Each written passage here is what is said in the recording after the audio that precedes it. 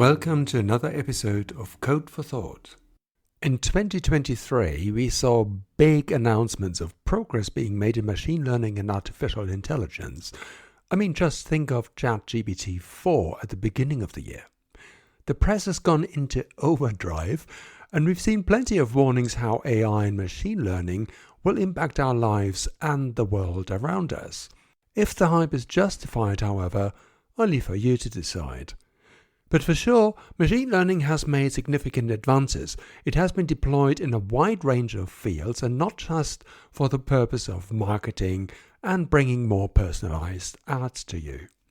In fact, machine learning is being used in a number of research and science projects. In some of them, like particle physics, it's been used for some time actually. Which brings me to my guests for this episode, Marie Piraud and Peter Steinbach.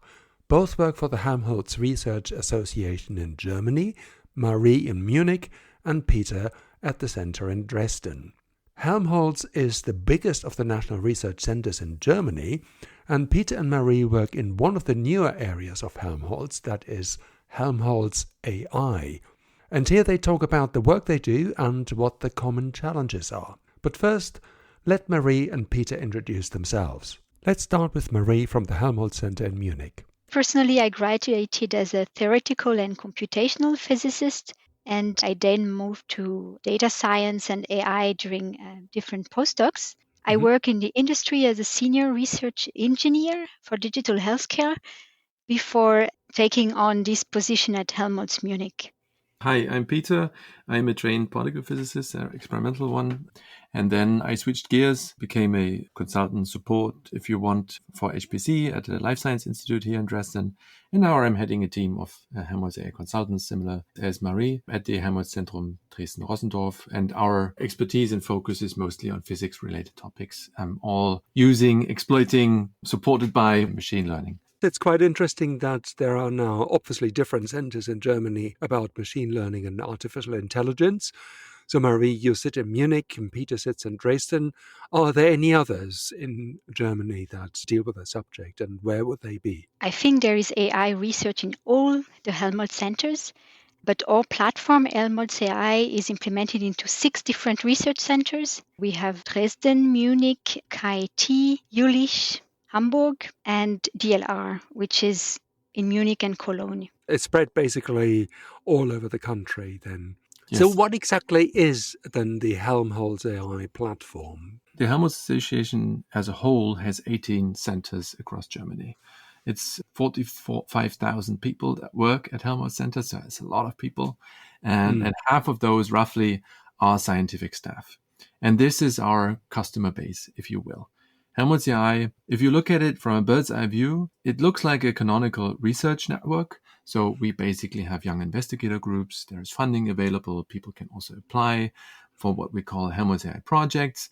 There's an annual call, and that's all pretty standard, if you will. It's really a great chance that the Helmholtz Association grasped in 2019 to start this, focusing on AI. An evolutionary step was actually taken pretty early on when this was planned for, namely that not only a research domain was actually catered to by the measures I just outlined, but also in a different way, namely that consultants have been instantiated. And this is our task, Marie and my teams.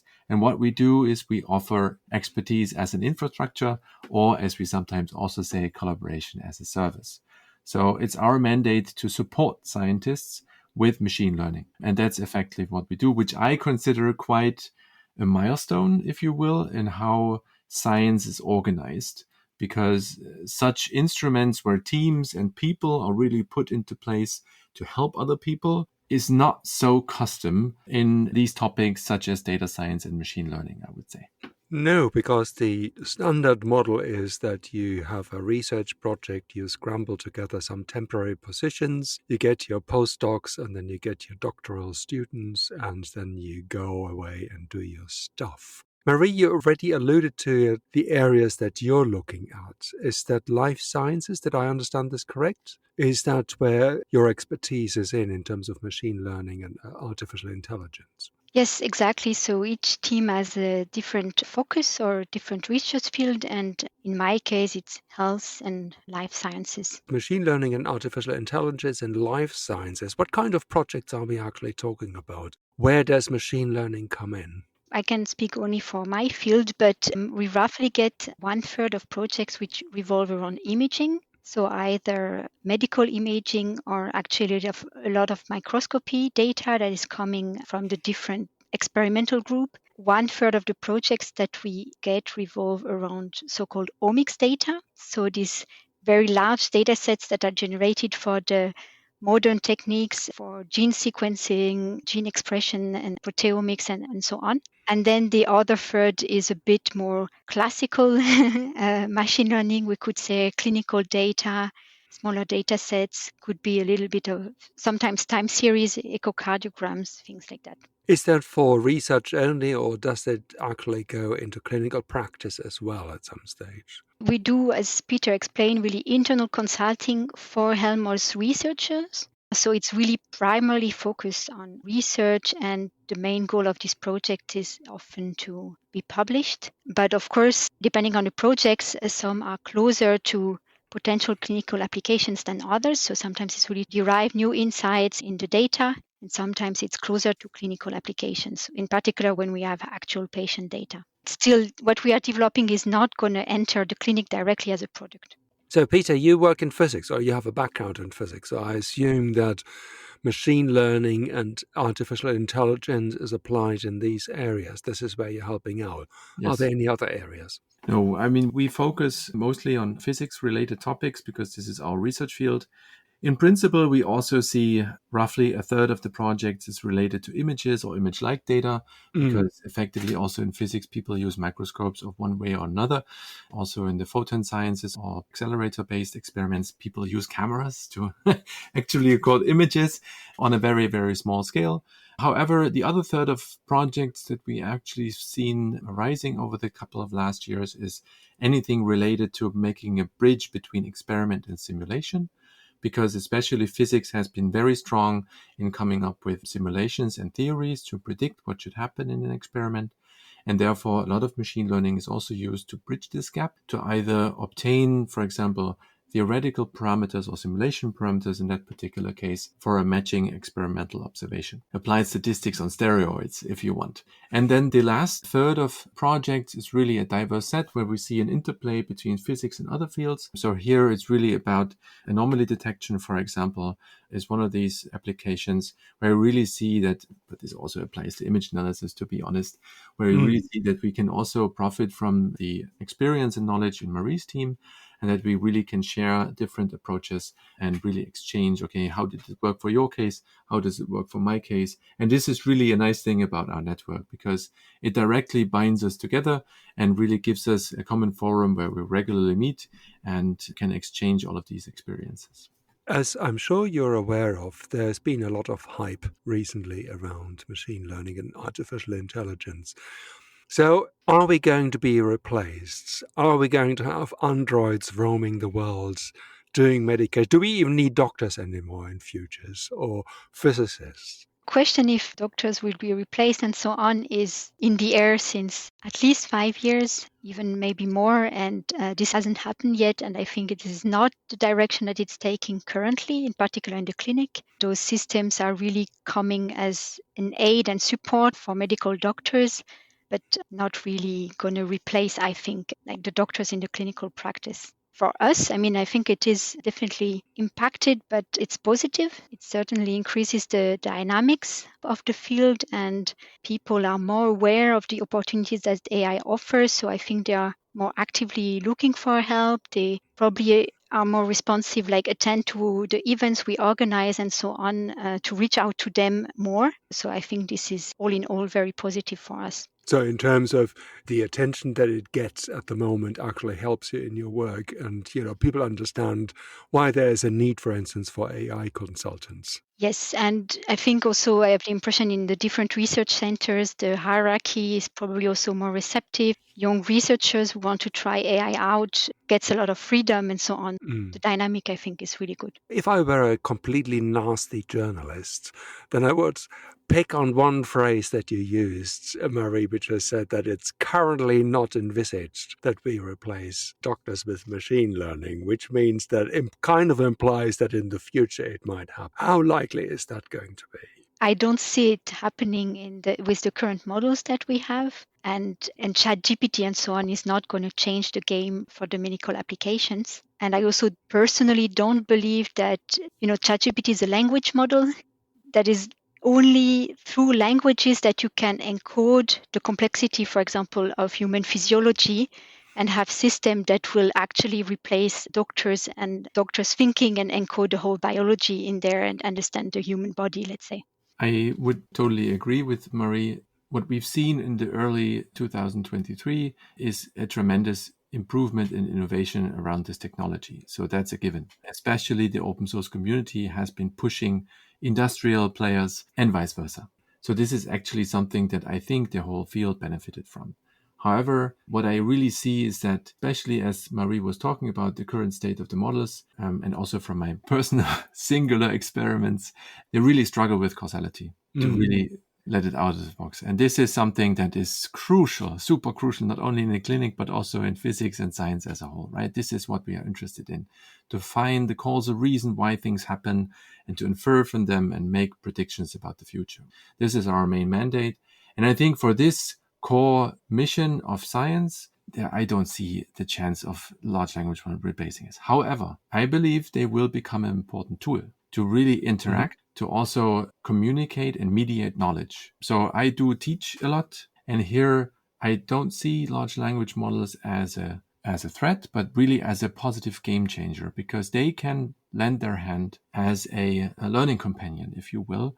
However, I totally buy into the footnote that Marie already made. The current models may be not too perfect. So maybe for knowledge that is super, super, super well established. But I mean, just ask ChatGPT to explain doing addition of two ratios. It just fails blandly. And these are the kind of small scale examples. I think they will be mitigated in the future. I think these assistants will get better. They will also be, as ChatGPT is already capable of also ingesting images or producing images potentially. So this will all change, and this is mostly a very challenging engineering task. But I think there are a lot of domains where they will play a major role as a tool. But really, that's, I think, where I believe our society will admit them. For more decisive roles where really decisions need to be made and inferences, also causal inferences, or also statistical ones, need to be made and converted into knowledge and information, I don't see any inroads in there. There's been one American cardiologist, Eric Topol, who wrote a book on AI in medicine, who highlighted the case that it is quite likely in the future an indispensable tool for helping doctors in their workflow and in their daily work, potentially as a triaging system, potentially if it's within a certain threshold, then it's either a diagnosis, it's a yes or a no. But then there's the wide area of cases where it will have to be referred to a consultant because it's not clear. In research where we are generating knowledge, how can AI and machine learning help there? The main promise of AI is also for research, is to leverage the existing data sets to provide new and more precise or more complex insights that was previously done with, let's say, more classical machine learning methods. They could help to answer more complex research questions in the end. In my opinion, maybe from my point of view, this is most likely by bringing together different data modalities that were very difficult to bring together before. I see that in my field a lot, like omics and imaging and time series, and in particular in longitudinal data sets that are maybe not as structured as you would need for more traditional methods, for example. Are we talking, for instance, we have a series of MRI scans, and then we have some other data sets about blood pressure, as an example, or something else, and we're putting that all together and trying to make some sense out of it? Is that what you're saying? Yes, and potentially also the background and history of the patient, for example, which is also very difficult to integrate because it might be not as structured as you would like for traditional methods. Yeah, I would complement this also from the physics perspective. I think the early days are coming to a close of machine learning in physics. I mean, physics, some domains of physics have a long tradition using machine learning. Particle physics is one example. There are surely others. Astrophysics is really on par, I would say. But really, it's about tackling complexity in an automated fashion. If experiments are well structured, which can be the case with must not, even in physics, then it's really about making sense out of a large dataset corpora, also from different sensors or different experiments, and combining them. I think this is the big promise that machine learning can bring to the table. On one side, at least speaking experimentally. On the theory side, machine learning can actually help to automate and also to establish approximations that would be hard to get otherwise.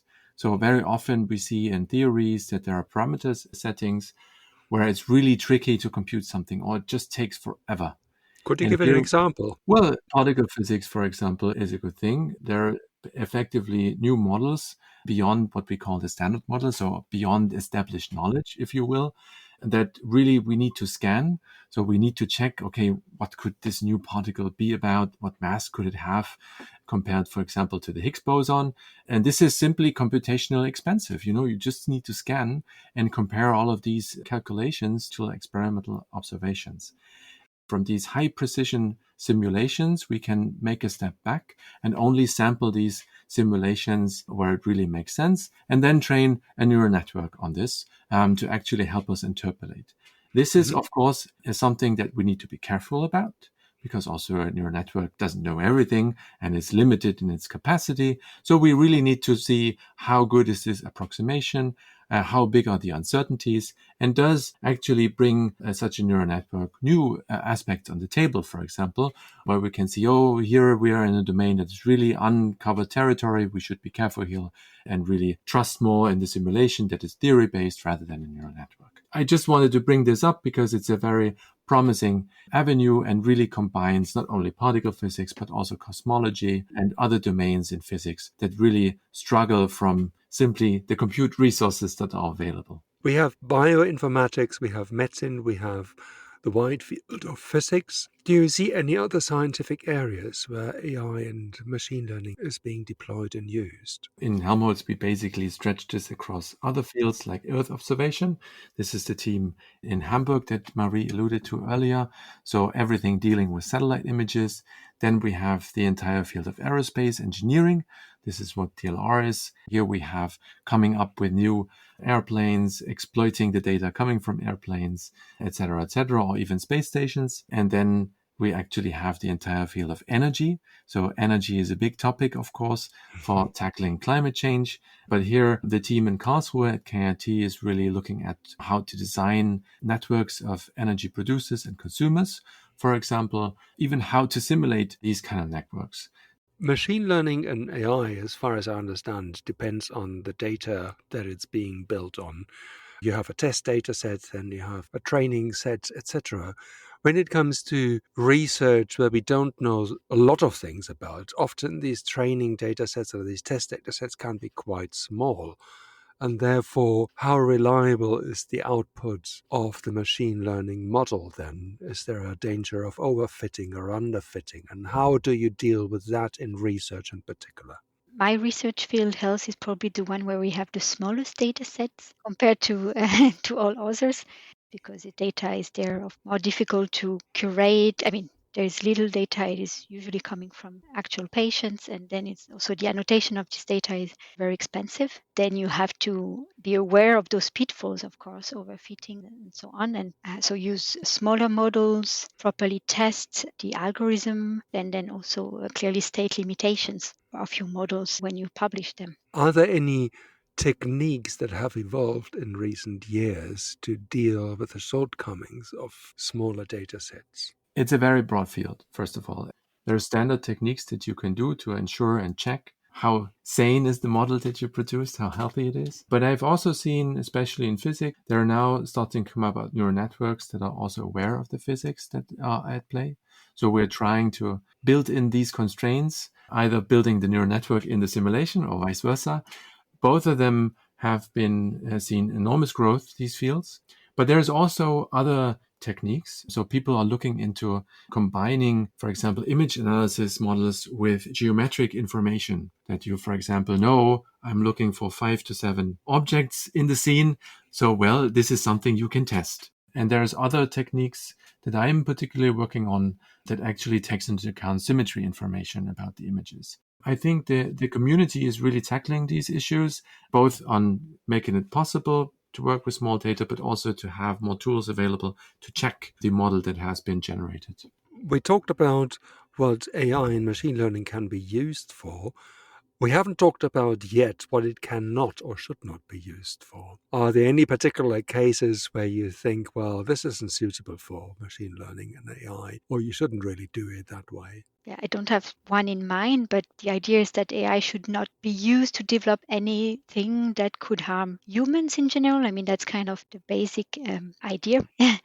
But the problem is that the more fundamental the research on AI is, the more difficult this is to assess. But what we see, I think, is that conferences, like some renowned conferences like NeurIPS, for example, systematically ask for ethical statements. So they really encourage researchers to think about their algorithm, and in particular, this potential dual use of algorithms that, they could also be used for something more harmful than what you thought of at the beginning, which I think is a very good thing and should be taken very seriously by the community.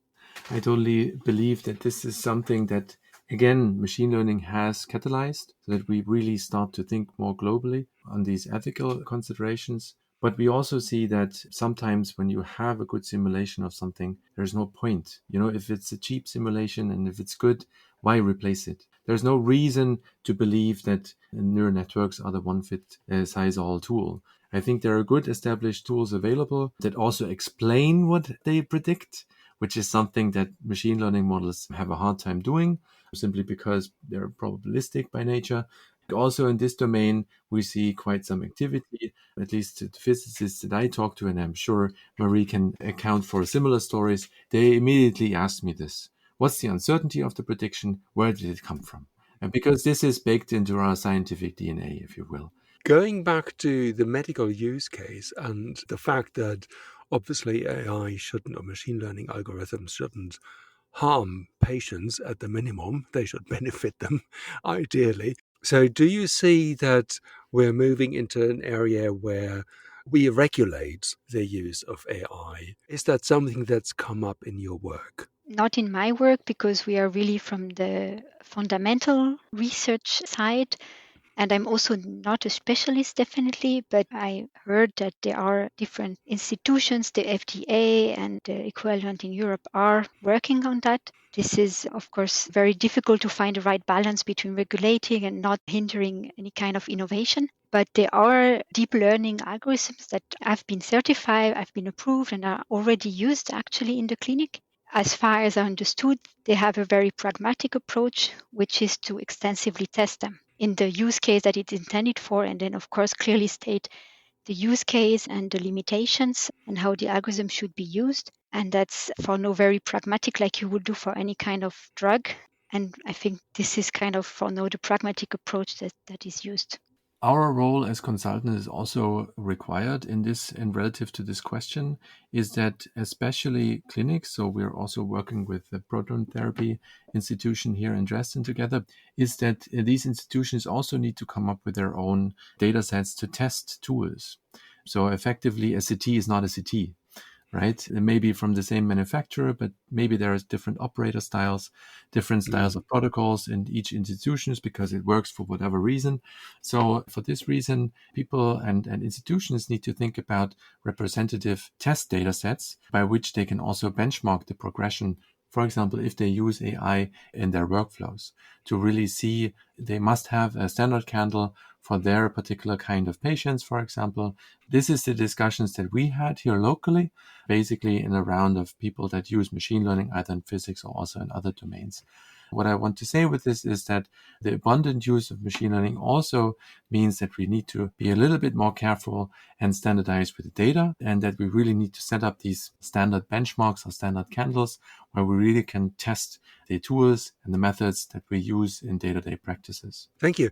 I would like to move on to how you work with other organizations. Now, clearly you are at Helmholtz and you have a lot of work there with consulting and helping researchers. But how can we envisage the collaboration with other institutions? Our teams, the consultant teams, we are primarily dedicated to help researchers from the association. So we are quite German focused, but we are also researchers. We travel, we go to conferences, we discuss with people, and then we have a lot of point-to-point collaborations with other research institutions. The nice thing about machine learning is I always call it a horizontal tool, so you can use it in whatever domain you want. As long as the data is the same and the question that you ask the data is the same, you can actually use similar technology. And this provides us this inroads to other domains and also other networks. So in our case, we're collaborating very closely also with the local university landscape here in Saxony. We're also collaborating with international partners. So as Marie said, we also attend conferences and large networks, also more programming language focused networks like the SciPy or EuroSciPy conferences, but naturally also the machine learning big names. So this is the nice thing about our job. Even though we support other scientists, but we are also 100% scientists. We actually become a member of the partnering team for the time being of such a project that we use. And this is effectively our main mandate, to actually not only support, but also do science on our own. So one question that I have was open science. In other discussions, we talked about reproducibility. So what does this mean in the context of machine learning and AI? How could we make work in AI and machine learning fair? Yeah, I think that's a great question. And looking at our network, I think we're starting to make the first steps. Really, as machine learning is still a very software-heavy field, so a lot of my team and also of other teams are very good software engineers, coders, and statisticians. This is where we start with reproducibility, namely the software. However, the data is becoming ever more important because garbage in, garbage out. So on the software side, we really need to start having the mindset. We as consultants, we start out with this mindset because we have to share our code, namely at minimum to the people that we support. So their reproducibility is really at heart. However, we must also acknowledge that right now and presently, the scales, if you will, to which extent you create a reproducible model, and that, as I said, includes the data, really differs. So it really differs to the field. Some fields are more bit-oriented, so they really want to ensure reproducibility down to the bit level, which is almost impossible. And other fields are really about sharing and understanding how the code works, how they can reproduce the code in their machine, etc., etc. And I think we're currently at this stage where all of these efforts start to get together, where people really can sit down and talk about it and share these expertises. Is it really only about documenting? Is it only about software environments, about Git, about, I can name more technologies now? Or is it really about the mindset, how you approach a project, how you approach the research endeavor as a whole, and how it actually caters to the venues that you want to, for example, publish in? And so in this very diverse set of environments, and it's really multiple environments because it's at every level of the problem, we really also as a network have a unique opportunity to really now start walking together. And I have the feeling that in the network, there's a lot of agreement that this should be done. And we really will take in the next months, I think, decisive steps that we can also publish. Thank you both so much for your time. Sounds like you're doing fascinating work, and I wish you all the best for the future. Thank you. Thanks so much for inviting us, and thanks for doing the podcast, Peter.